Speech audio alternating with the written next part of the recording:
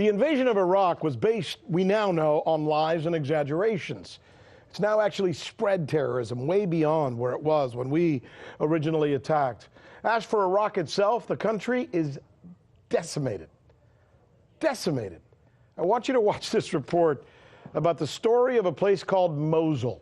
It's put together by RT's Murad Gazdiev. Coming home should always be a joy. Safety, security.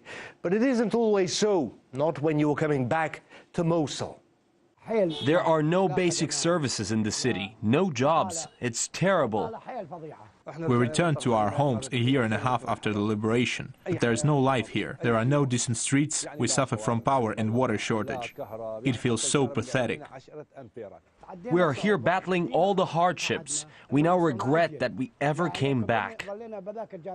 It was one of the biggest, deadliest battles in the world in decades. In the name of freedom, they turned West Mosul into this.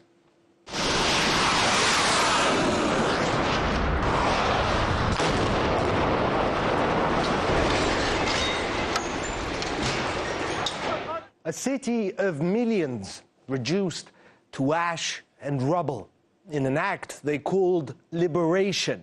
I was there 2 years ago. I saw, tasted and smelled the city being freed. That's an Iraqi helicopter. This is what the aftermath of a classic airstrike in Mosul looked like. It doesn't matter where you go, it all looks virtually the same. Crumbled buildings, debris, airstrike craters. 2 years and nothing's changed. West Mosul is still a wreck, a city of the dead. You can't even imagine how difficult it is. No hospital, no schools, no teachers. We are like the living dead. We have a cemetery over there, but here it's a cemetery for the living. Desperate children, orphans, are clearing rubble in the absence of builders and construction crews. They are what you call rescue crews, the first to stumble on and die from booby traps, unexploded US coalition bombs. They are the first to reach the corpses under the rubble, now estimated to be in the tens of thousands. Bodies left rotting for 2 years. Potholes are everywhere. There are still corpses everywhere. And if anyone brings humanitarian aid in, the local officials just steal it. They are all corrupt. Corruption has its tentacles everywhere. Millions of dollars intended for reconstruction apparently siphoned off, stolen. The US-led coalition, which spent billions bombing Mosul, doesn't seem to have the cash or will to rebuild it. The only thing that's being rebuilt, say locals, are the bank accounts of crooked officials. There is no reconstruction here. All their reconstruction efforts are just ink on paper. Potholes everywhere, streets filled with rubble and rubbish. It's misery here. I swear to God there are no clean officials here. Seems like a place in hell, doesn't it? We thank Murad for that report. And now we go back to Scott Ritter to ask him for his reaction to this report we just saw.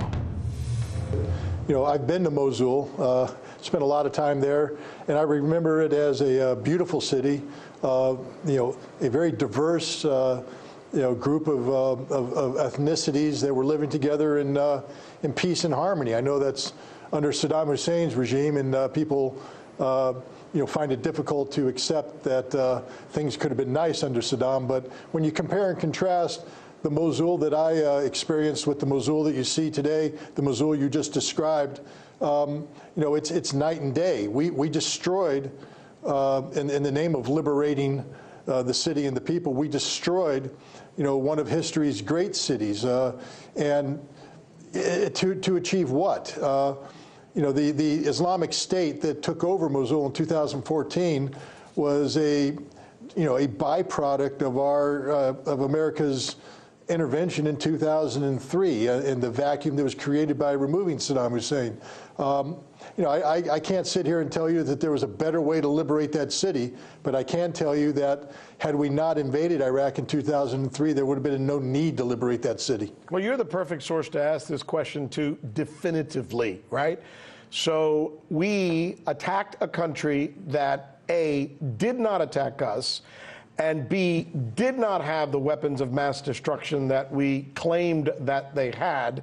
And in the process, not only did we destroy that country, but now we've created offshoots of our real enemy, which is Al-Qaeda, all throughout that region. Is there anything wrong about what I just said?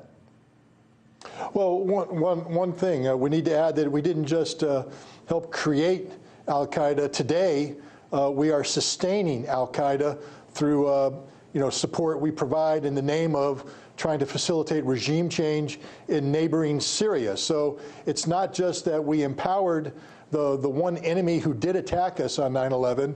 Today we're actually funding them and supporting them and giving them arms and weapons and and financial support, either directly or indirectly through proxies. So it's become even more perverse than what you described.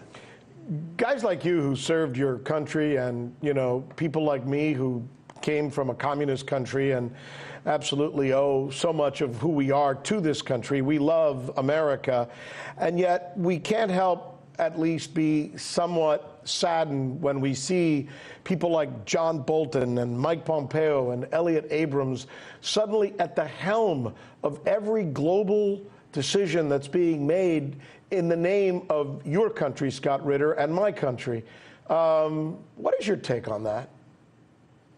Well, look, people like Bolton and Pompeo, and even to a similar extent, President Trump, are simply caricatures of the same kind of people that have always held those positions. They've just been, dressed better, talk better, behave better, but they promote the same, sort of policies, a policy based upon principles of American exceptionalism that allows the United States to do anything it wants so long as it furthers what we deem to be the best interests of our nation, regardless of what international law says, regardless of what the rest of the world wants. I find it disturbing that, John Bolton is the National Security Advisor.